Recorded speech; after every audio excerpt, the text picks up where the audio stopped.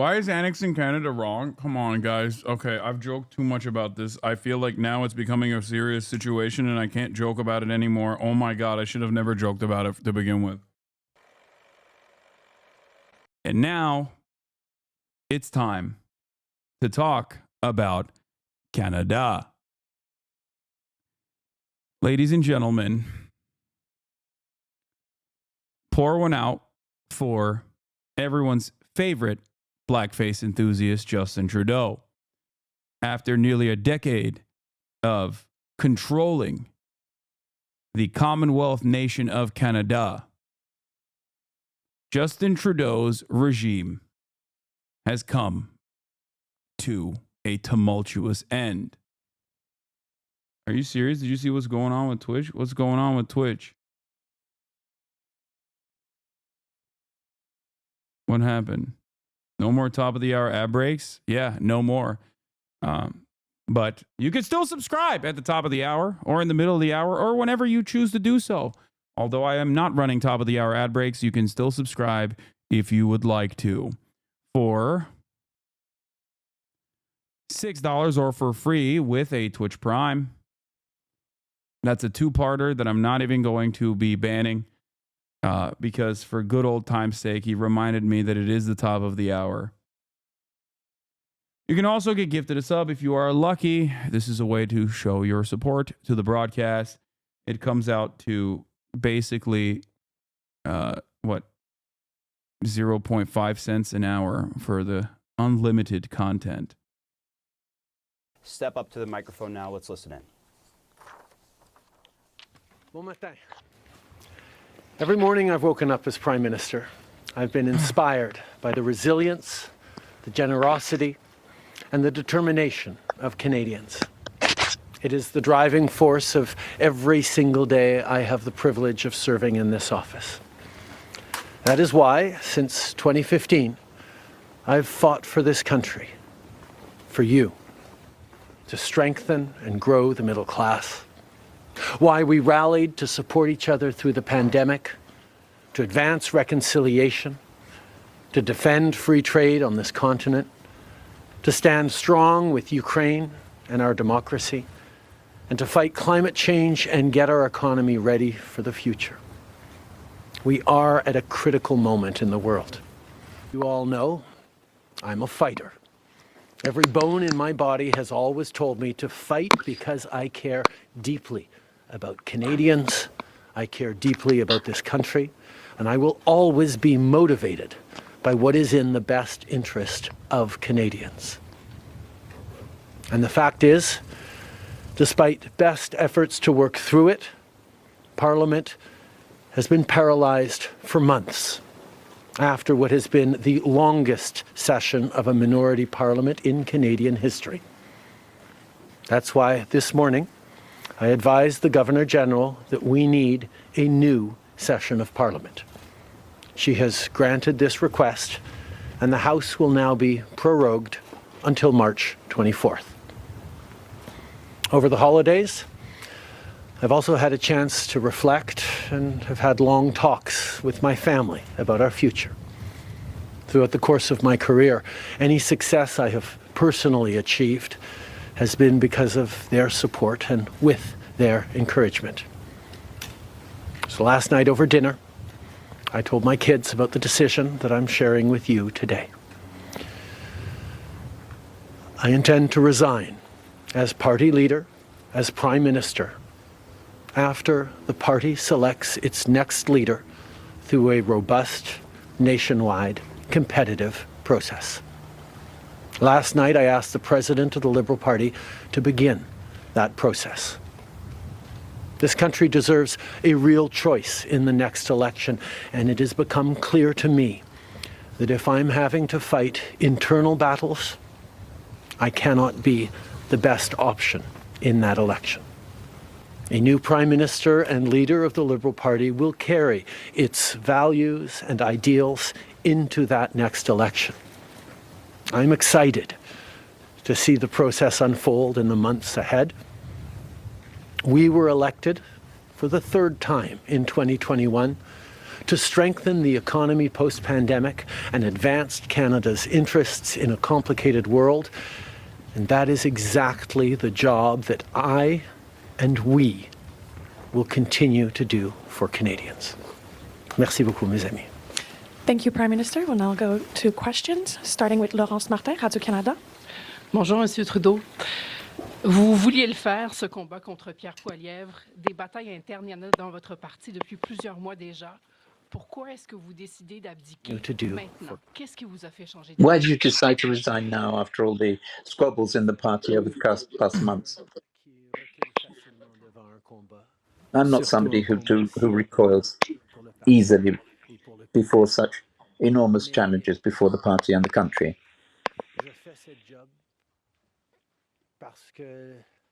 Because I'm doing this job in the interests of Canadians in Canada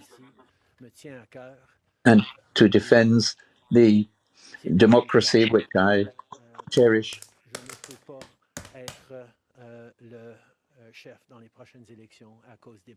But I realize that I cannot be the leader in the next elections. All right, I want to bring in CNN's Paula Newton in Ottawa. We also have Jeff Zeleny standing by for us in West Palm Beach. Paula, first to you, though. I mean, here you have Justin Trudeau stepping down, resigning as the leader of the Liberal Party in Canada. He has been at the helm there for 11 years. Is this a case of Trudeau jumping before he's pushed? Absolutely, 100%. And he basically said so in the last few moments there that we heard from him. He said, look, I can't possibly fight what will be an incredibly difficult election campaign for a government that's almost a decade old if I have to continually fight these internal battles. Now, look, there have been a long list of scandals as well as some achievements that he outlined there. But again, so many members of his... I love this story because Justin Trudeau did the classic. I guess if nobody wants me, I'll die. And virtually everyone is like, nah, that's awesome. Like, he hit the, oh, I'll just kill myself, I guess. Nobody really likes me at all. And everyone was like, yeah, we don't like you, dog. It's awesome. Please do that. Oh, man. Seems to me like nobody gives me the credit I deserve.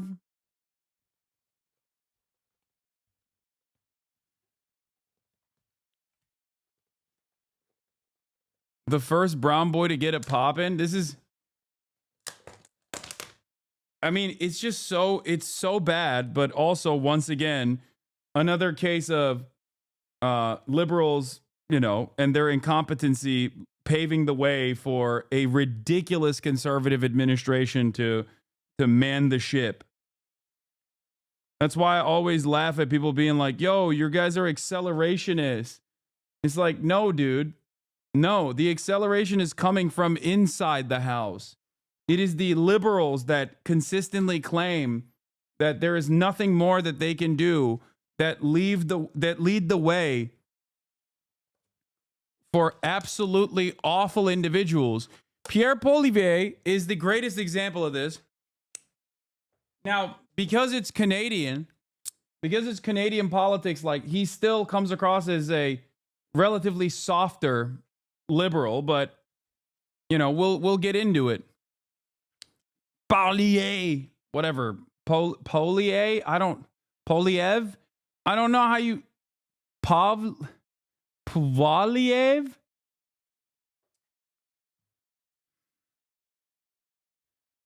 Look, I'm not an Anglophone, but you're turning me into a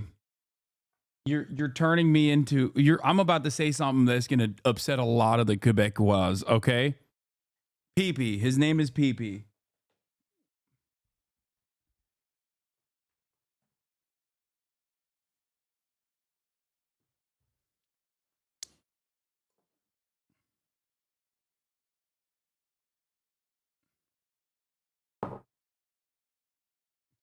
Pouvoir.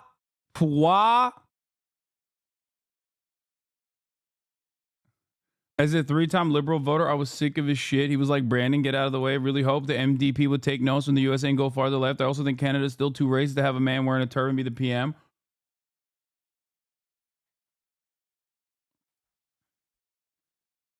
Poilievre.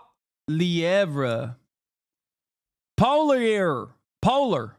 I'm going to say polar. Polar.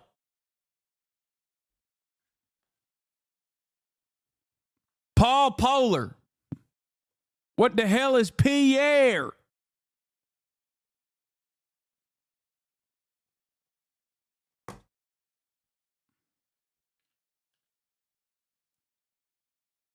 I don't understand your made-up language, sir. Isn't this an American country? What the hell?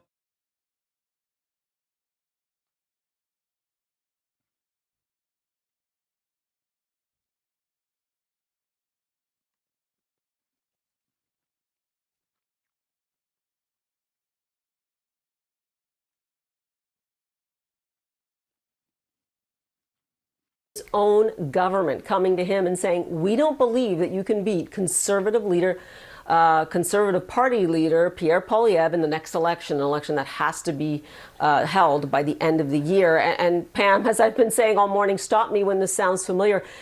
This really leaves his party in a tough squeeze. The polls already indicate that they are more than 20 percentage points behind, and now they're going to have this succession battle, and it will be rough with a lot of different people putting their hat in the ring. In the meantime, you have President-elect Trump coming into office, I don't have to remind you, in 2 weeks, threatening 25% tariffs on all Canadian goods imported into the United States. It is a tall order by any stretch. He will stay to be a so-called caretaker prime minister, but also Parliament will not be sitting. And that'll be interesting because it means that no government business can basically get done. It's really just governing on an emergency basis, if you will.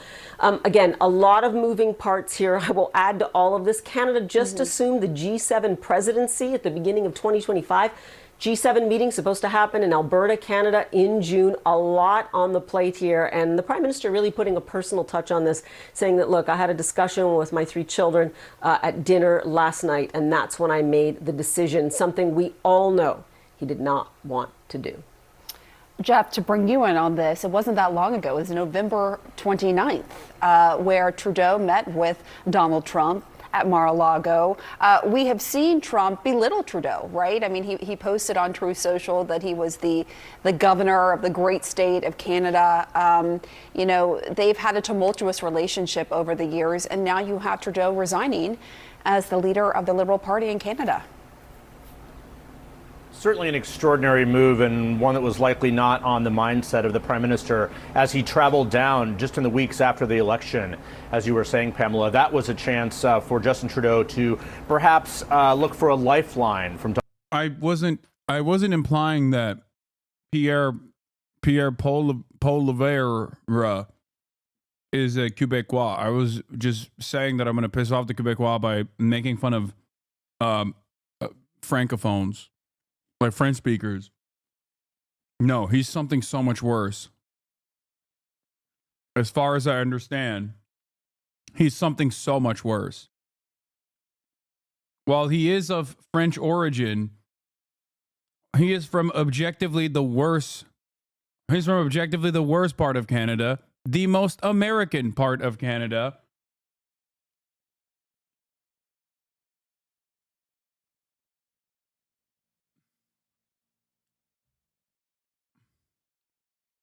A lot of people in the chat are already saying it.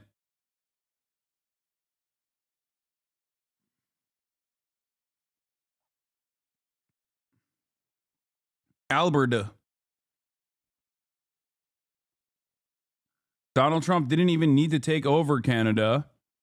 Donald Trump didn't even need to do any sort of like military action because the most susceptible to like being annexed by America, the people that want America to annex the country are now going to be running the country. Donald Trump for his own leadership in Canada. That, of course, did not happen shortly after that dinner in Mar-a-Lago. And it was not a bilateral meeting. It was not a long conversation. Justin Trudeau was seated at a dinner table with about 10 other people or so. So perhaps that was also a sign of just the level of the meeting was rushed in some respects, but was also certainly not a long conversation about things to come. But since then, Donald Trump has been belittling and mocking the prime minister, of course, the beleaguered prime minister, as well as suggesting that Canada should be the 51st state of the United States. Of course, not going to happen regardless of who the prime minister is. However,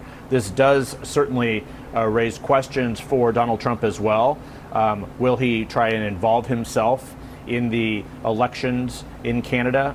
How does he deal with this caretaker government? Do the tariffs he has proposed actually go through? We shall see. There are more questions at this very moment, as is often the case here, than there are answers. But 2 weeks from now, Donald Trump, after taking the oath of office, 2 weeks and 1 hour from now, this will be his challenge and his problem as well. But for now, no question, this is a very major development that certainly was not foreseen when Justin Trudeau came down here to Palm Beach just a few weeks ago, Pamela. Yeah, you mentioned, we'll have to wait and see if Trump meddles in this upcoming election in Canada. You also have to wonder if Elon Musk will be weighing in as well. We've seen him weigh in other elections in other countries. So a lot to keep our eye on here with this breaking news of Justin Trudeau resigning as the leader of the Liberal Party in Canada. Thank you both, Paula Newton, Jeff Zeleny. I told the kids last night at dinner, he said. Today, he told the rest of Canada. I intend to resign as party leader, as Prime Minister. 9 years ago, a political lifetime away. 43, fresh-faced. A new Liberal darling sweeps a new Liberal Party to power in Canada. I, Justin P.J. Trudeau, do swear that I will be faithful... On a popular wave of taxing the wealthy, pro-immigration and fighting the climate crisis. So help me God. Yeah! Hold the line, troops! Hold the line! Fast forward, fast downward. The Freedom Convoy of truckers. Yeah, he really did that, huh? Doesn't that strike you? Interesting. So you mean to tell me that he went on a left-wing, somewhat left-wing populist campaign only to throw it away in its entirety once assuming office? That's weird. That never happens. That's such a strange thing. And it's crazy because his Liberal Party is saying that he went too far left.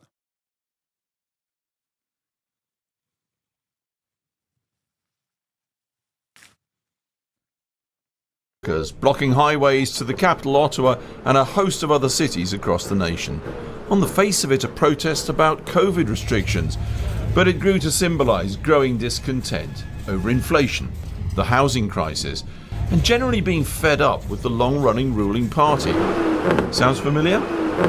And then came trouble with the noisy next-door neighbour, US President-elect Donald Trump, suddenly demanding Canadian action on illegal drugs and immigration coming south into the US.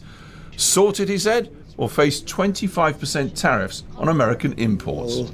I'm a big believer in tariffs. I think tariffs are the most beautiful word. I think they're beautiful. It's going to make us rich. Over dinner, Chez Trump in Florida, Trudeau offered to act. Critics said the whole trip looked desperate, and it led in part to the critical departure of his finance minister and deputy. All that coming after almost 24 of his own MPs had written to him, begging him to go. Trump then heaped on more humiliation, suggesting, not totally unseriously, Canada should be abolished into the 51st state of the US. So let it become a state. It wasn't clear whether Trudeau would be retained as 51st state governor. Well, you don't have to worry about that no more. So resignation in a blizzard of political change today. And in an irony of nature, the day when Canadian winter temperatures descended on so much of the US, where the incoming president has played a key part in ending the Trudeau years in power. Well, I know under my watch for Ontario, it'd never be for that at all. We have the greatest country in the world. We have the greatest province anywhere. Any sub-sovereign nation is Ontario and the rest of the provinces as well. You think he's joking? You know something, to the president, I'll make him a counteroffer. How about if we buy Alaska and we'll throw in Minnesota and Minneapolis at the same time? So, it's not realistic. I know he likes making these comments and he likes joking around. I take that seriously. He may be joking, but under my watch, that will never, ever happen. Premier, how do you think today's news? This morning, we want to bring you the reaction from the opposition leader, the Conservative leader, Pierre Poilievre. What are you going to do about it, bitch?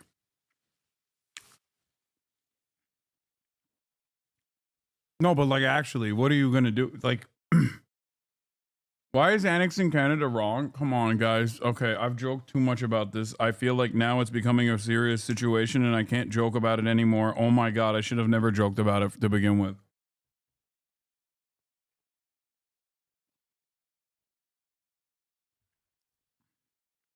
What is wrong about violating the sovereignty of our neighboring nation, one of America's closest allies?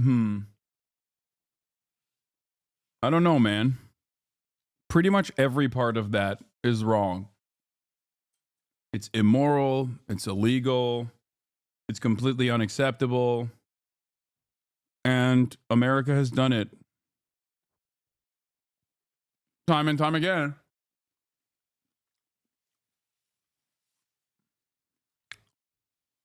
So who knows?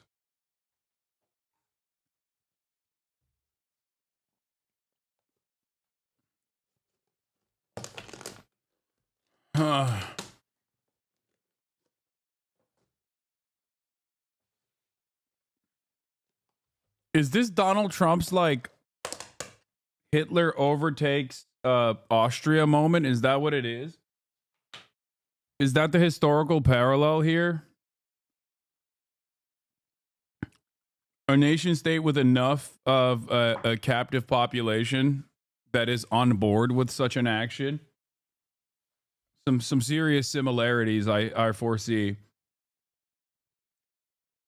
Right now, we mentioned a few moments ago that he did tweet, and in his words, there is no change. That is from his. No, Canada would be the Austria. Mexico would be the Poland. His account posted. Then again, there is no Poland. What are you talking about? Who is the USSR in this regard? China? Who are we fighting against?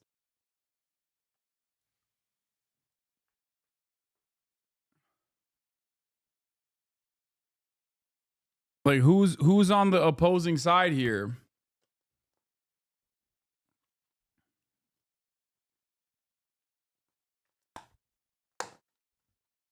There's no real socialist counterbalance to all this fascism.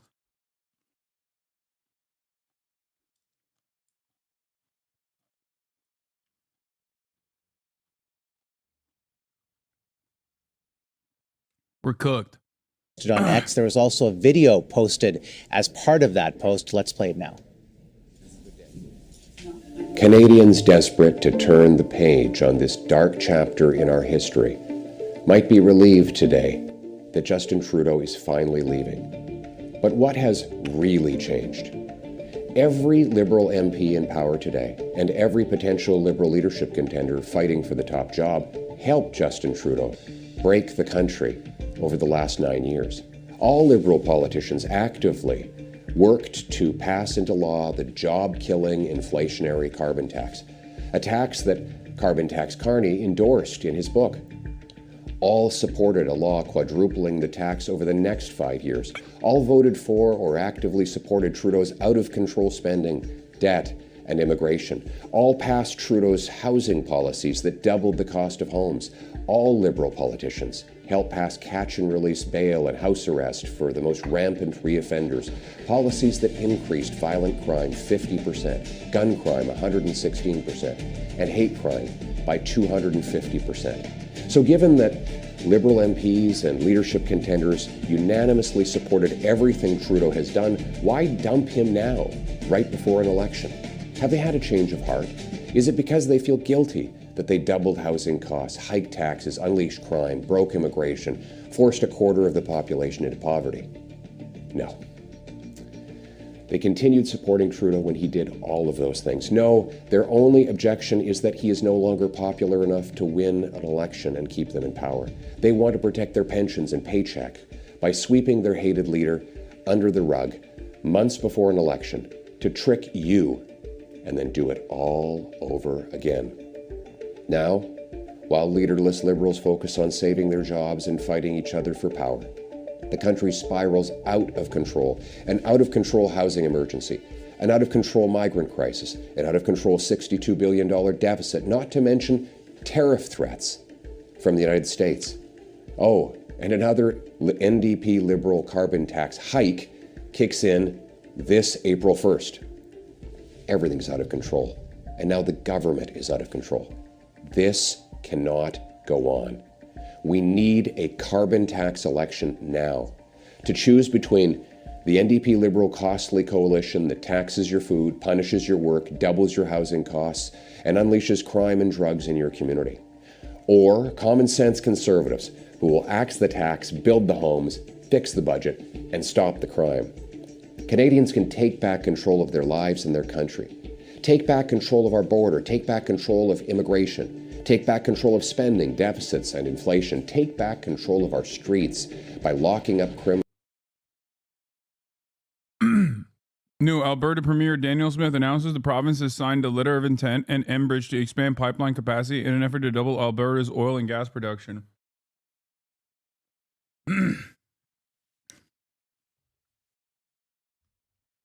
Last time the UCP partnered with a pipeline company, the province lost $1.3 billion. They're doing it again.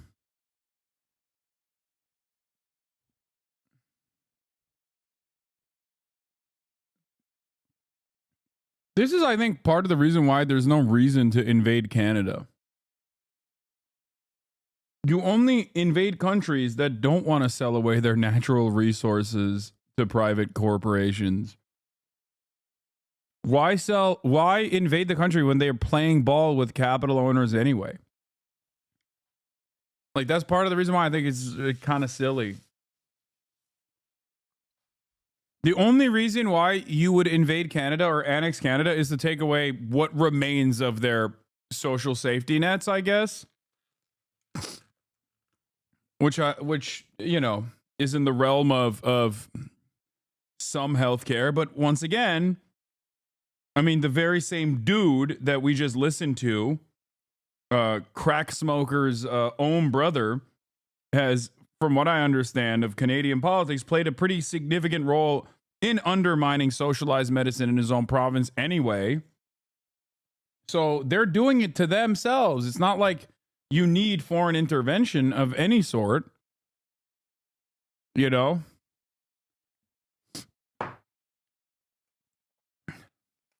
It is also kind of funny that this guy has the charisma of a wet noodle.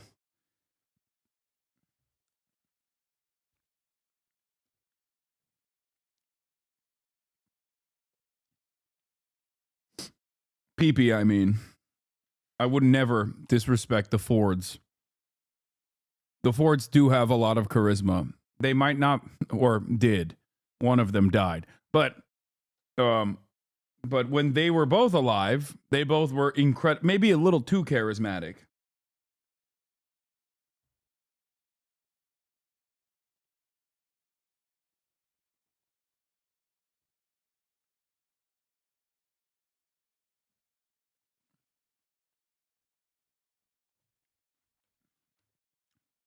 Someone just said, "What is this echo chamber?"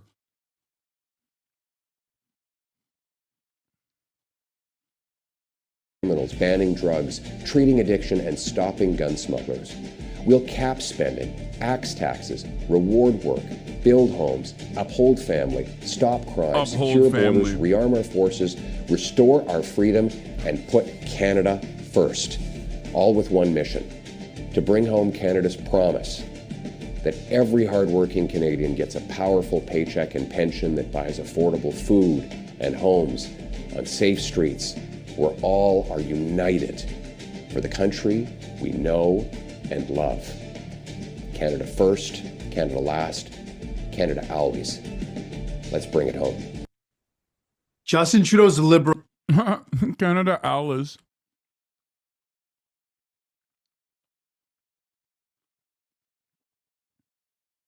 Oh, he said always? I thought he said Canada. Like, I thought he was doing the AFD call sign for some reason.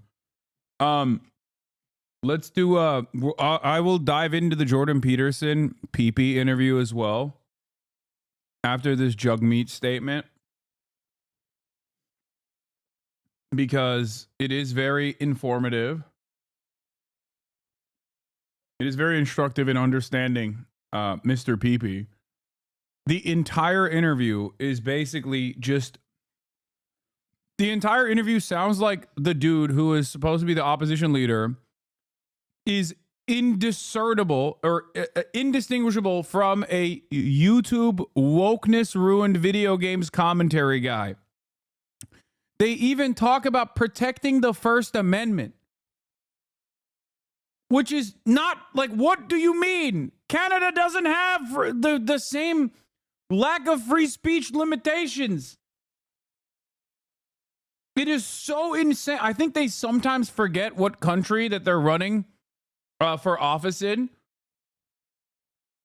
I half expected him to talk about free speech in Canada in that previous video. Liberals have let down Canadians. They have let you down when it comes to the cost of homes. He's let you down when it comes to the cost of living. And frankly, it's not just Justin Trudeau. It's every Liberal minister, every Liberal MP who looked down their nose at you when people were saying we can't make ends meet. We are struggling with the cost of living. So it doesn't matter who the next Liberal leader is. They've let you down. They do not deserve another chance. They're more interested in themselves than the struggles of Canadians. We've got serious threats of Donald Trump and tariffs that put in question hundreds and thousands of Canadian jobs. And instead of focusing on you and protecting your jobs, they're worried about themselves. And we have another serious threat to the middle class in Canada, and that is Pierre Poilievre and the Conservatives. Pierre Poilievre and the Conservatives. This is Jagmeet Singh, friend of the show, leader of the NDP. They are the quote-unquote Social Democratic Party that is a part of the governing coalition alongside the Liberals. Unfortunately, however, the amount of concessions that they have given rather than extract from the Liberals in an effort to be a part of the governing coalition has created a lot of mass unpopularity for the NDP as well. And therefore, I don't know what it will look like for them in this upcoming election. It seems like a competent Social Democratic Party would be able to take advantage of these circumstances in front of them, with the Liberals falling apart, with the rest of the nation not exactly being excited at the prospect of culture warrior adjacent American style right-wing commentary coming from the Conservatives, but unfortunately they are not.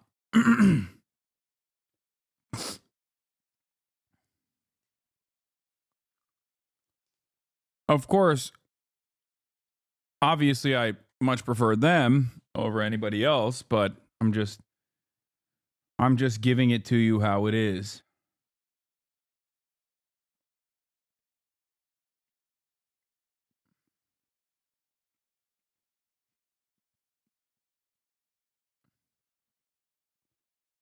Like, normally the way these things work, you're supposed to have a left-wing movement rise to the occasion to show that, like, no, we've played ball for the longest time. Now it's time for you to give us your vote and back us,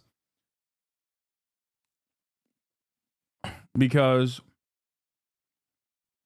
the alternative is far too terrifying.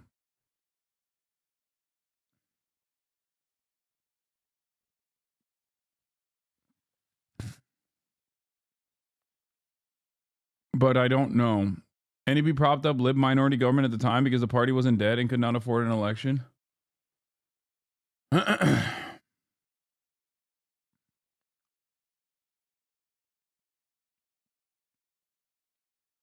The NDP have zero chance of winning an election at the federal level as someone who's voted for them. It just won't happen. Let's be real. They can't win the suburbs and large areas outside of city centers.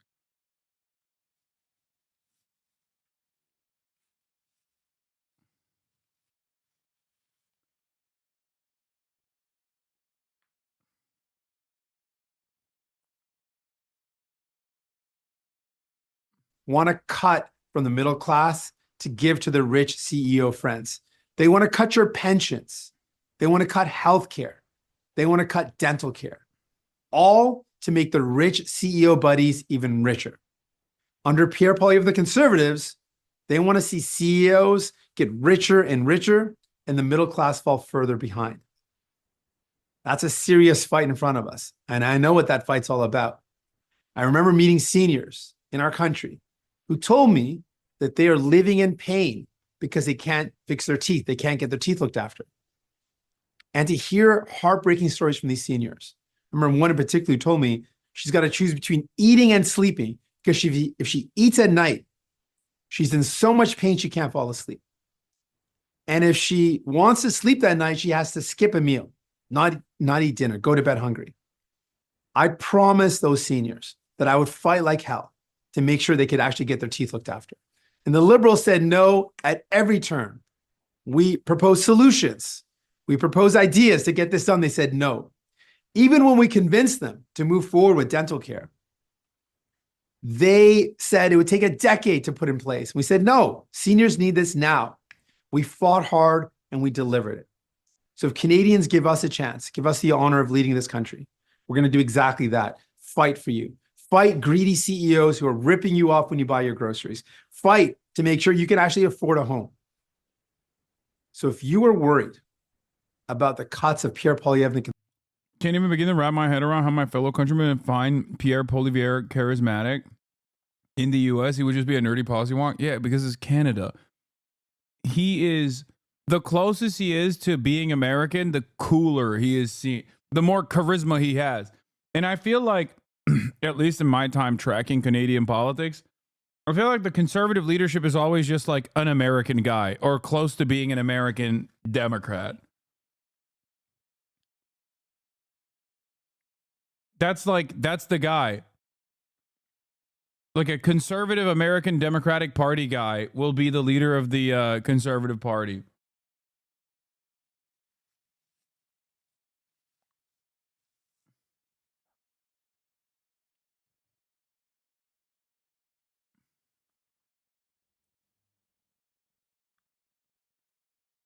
Anyway. Hey guys, I have a big announcement and I hope you'll watch. A year and a half ago, I was laid off from Global News and that was one of the... Hey guys, What is this? This is her Rachel Gilmore is a Canadian reporter. I ran for the NDP in 2021 and when campaigning I realized just how racist Canadians are. Many would have voted for the NDP but were not willing to vote for a Sikh man as prime minister. Yeah.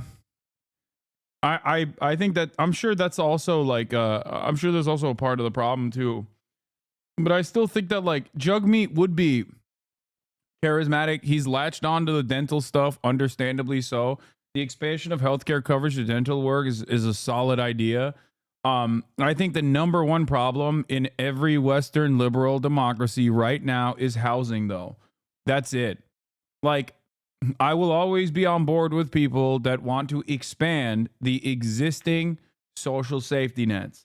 But I think you are not winning anything unless you talk about housing.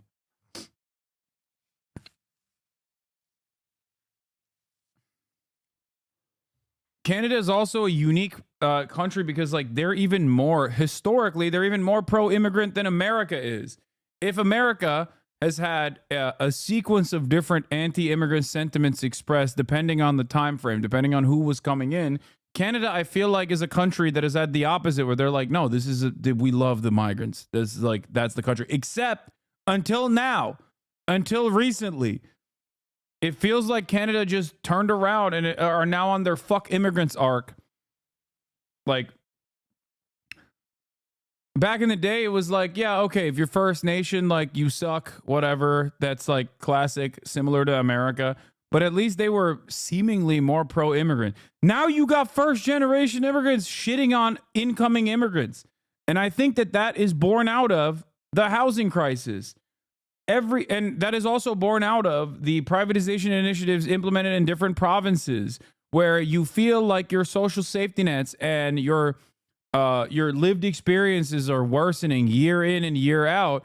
And then you're like, well, who's to blame for this? Oh, it must be the migrants. And it's like, dog, you're a migrant. You're a Canadian. What the fuck are you talking about? It must be the migrants.